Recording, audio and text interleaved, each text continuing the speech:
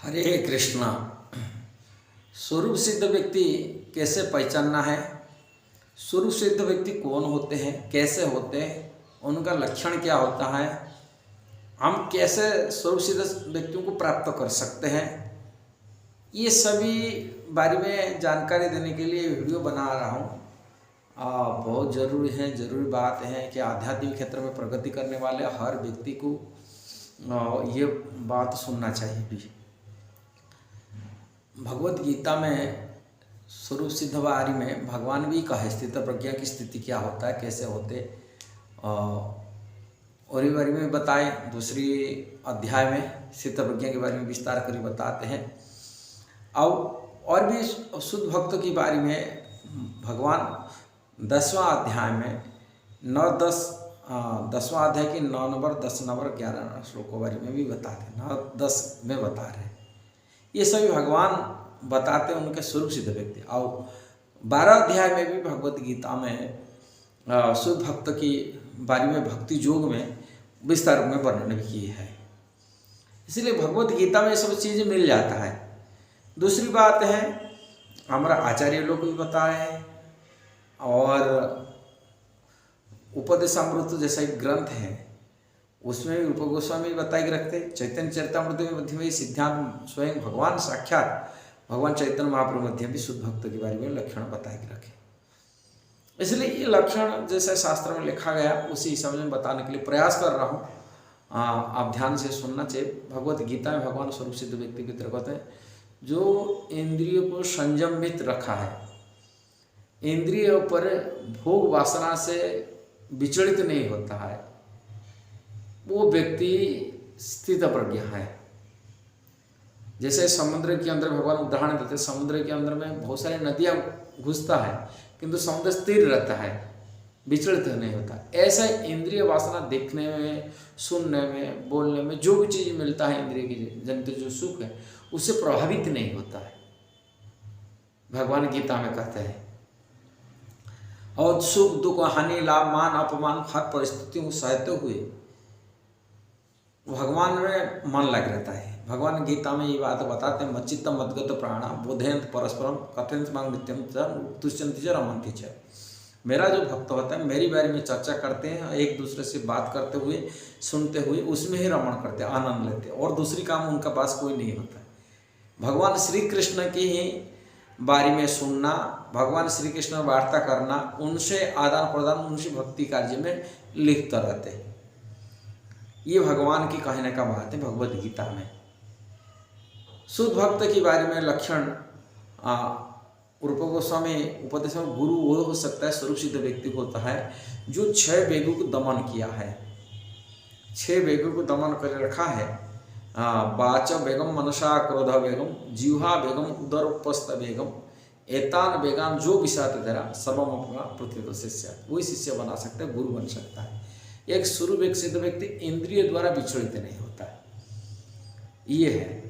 दूसरे भगवान चैतन्य महाप्रभु कहे शुद्ध भक्त जो है स्वरूप सिद्ध व्यक्ति होते हैं वो भगवान तो अन्य भक्त है, वो भक्ति में ही एकमात्र वैष्णव है, और वो शुद्ध माने उसको दर्शन मात्र ही उन देखने से कृष्ण की स्मृति आ जाता है। भगवान चैतन्य महाप्रभु कहे शुद्ध भक्त की पहचान यही है, शुद्ध दर्शन मात्र में कृष्ण की स्मृति आना चाहिए, स्मरण आना चाहिए। ऐसा व्यक्ति है, दर्शन मात्र ही सिर्फ स्मृति आना, भगवान चैतन्य महाप्रभु कहते हैं। इसलिए हमको देखना चाहिए शुद्ध भक्तों को हम कैसा पहचानना चाहिए। एक प्रामाणिक गुरु होना चाहिए। हम यदि गुरु ग्रहण करते हैं, स्वरूप सिद्ध व्यक्ति ग्रहण करते हैं, एक परंपरा से होना चाहिए। जो परंपरा विहीन होता है उनका शिक्षा दीक्षा अलग हो जाता है। और शास्त्र विद्या में बहुत सारे निचोड़ से बात करूं, देखा जाए परंपरा विहीन होने से बात है वो मनोधर्म ही प्रचार करते हैं।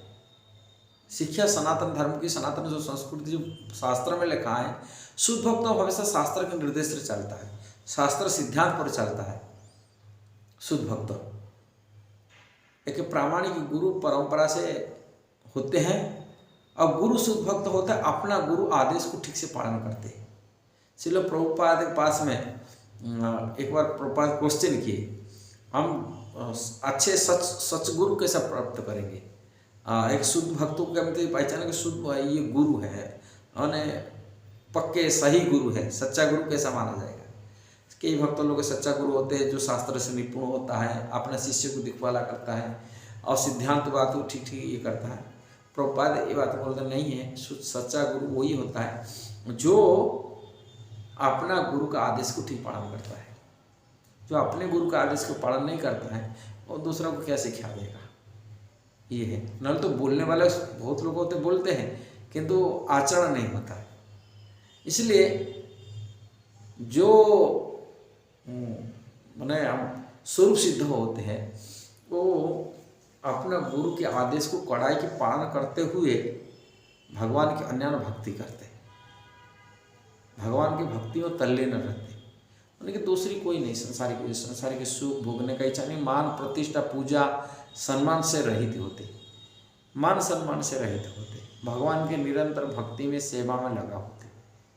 उनकी एक ही काम है श्री कृष्ण की प्रचार करना, कृष्ण की सनातन संस्कृति जो सनातन धर्म की जो भगवान श्री कृष्ण की प्रसन्नता के लिए कार्य करना, अपनी प्रसन्नता अपनी सुख पूजा प्रतिष्ठा मान सम्मान के लिए कार्य, ये सब कुछ नहीं करते, कृष्ण की प्रसन्नता में लगा हुए होते।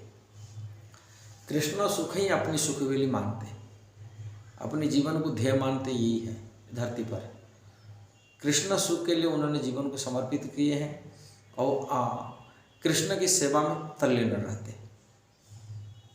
यही है शुद्ध भक्त की लक्षण है।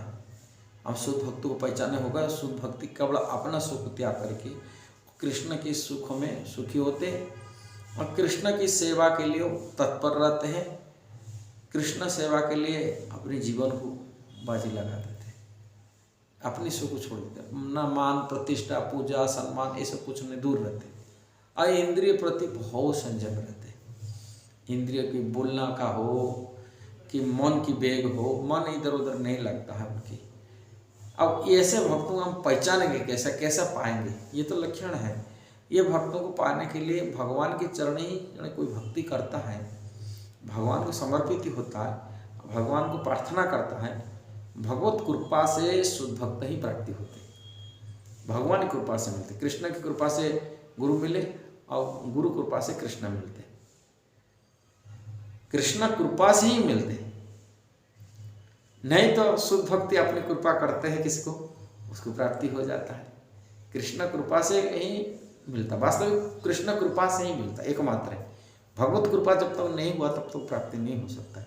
इसलिए दुनिया में भगवान को ढूंढने के लिए कोई प्रयास किया, भगवान की चरण प्राप्ति किया, आपने कपटता छोड़ दिया, आपने कोई पूजा प्रतिष्ठा अपनी कोई इच्छा नहीं रखा, केवल कृष्ण ही प्राप्ति करने की जिनका शुद्ध भक्त माने सत्य इच्छा है और उसके ही सद्गुरु मिलते हैं। सत्य इच्छा होना चाहिए, उसमें इच्छा है पीछे के कुछ हो, इच्छाएं हैं मुक्ति की इच्छा हो कि भुक्ति का इच्छा हो, तो वो दो इच्छा जिनके पास रहता है उनके मध्य भी सद्गुरु ऐसे स्वरूप सिद्ध मिलना बहुत कठिन मिलेगा, इच्छा में। इसलिए प्रभुपाद भक्ति उपदेशामृत में उसमें भूमिका में लिखे इंट्रोडक्शन में, अमुक जिसको हिंदी में कहते हैं इंट्रोडक्शन में लिखते हैं, व्यक्ति की अपनी जो ये है इच्छा है, अपनी इच्छा की अनुयायी अपनी भक्ति प्रगति कर सकता है, अपनी माने मनोवृत्ति पर निर्भर करता है, व्यक्ति की मनोवृत्ति पर निर्भर करता है उनकी प्रगति। मनोवृत्ति जैसा होगा उसी मनोवृत्ति अनुयायी को उनको ऐसा ही गुरु मिलता है।